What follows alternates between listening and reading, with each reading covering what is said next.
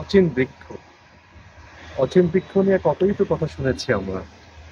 অচিন বৃক্ষ নিয়ে কত গল্প শুনেছি। আহ কল্পনা রূপকথা? না, কল্পনা রূপকথা না, বাস্তবতা। মিরপুরের বেড়িবাঁধে শত বছরের পুরনো অচিন বৃক্ষ। আহ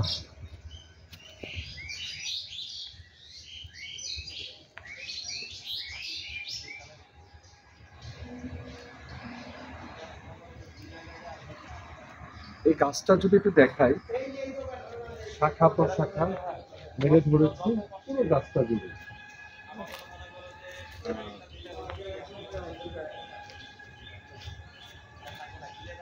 একটু ভুতুরে পরিবেশ,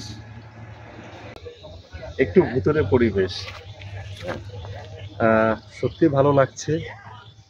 সূর্যের আলোর যে তাপদাহতা মুখে পড়ছে, তো মনে হচ্ছে নিজেকে সোনালি রঙে রাঙিয়ে নিলাম।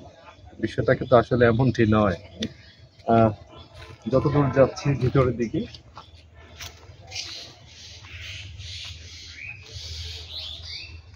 পাখির কিচিরমিচির শব্দ শোনা যাচ্ছে। চতুর্দিকে শুধু পাখি, পাখিময় জায়গা, সুন্দর।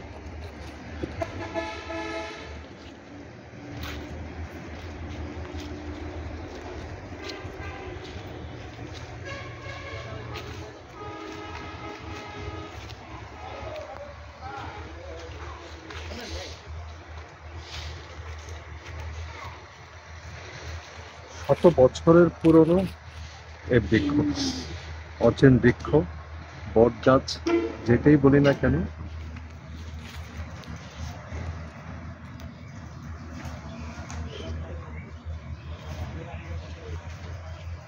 মনে হয় চোখ বন্ধ করে এইভাবে নিঃশ্বাস নিই। স্নিগ্ধতা ছড়িয়ে পড়েছে নিজের মধ্যে। এত সুন্দর আবহ, আর যদি সকালটা হয় ঠিক এইরকম, ভালো লাগবে। সবসময় বলি, ঢাকার মিরপুরে ঠিক বেড়িবাঁধের পাশেই রয়েছে এই বৃক্ষটা, অচিন বৃক্ষ। এক পাশে রয়েছে বেড়িবাঁধ, যেটা তুরাগ নদীর শাখা প্রশাখা যদি বলি।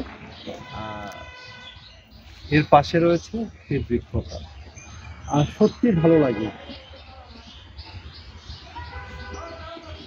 আমি যতই চিৎকার চিৎকার করি, সাউন্ডটা ঠিক এইরকমই যাবে। যদি এভাবে বলি,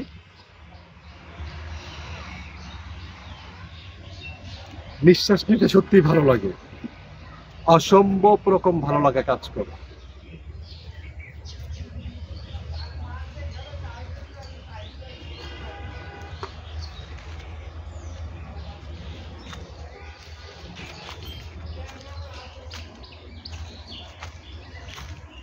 যদি একটু দৌড়ে উঠি,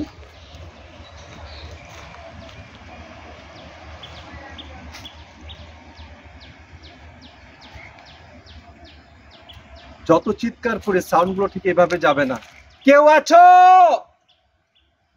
ঠিক এটারই রিটার্ন করবে। সবার জন্য শুভকামনা রইল। বেড়িবাঁধের অচিন বৃক্ষ থেকে সিরাজুল।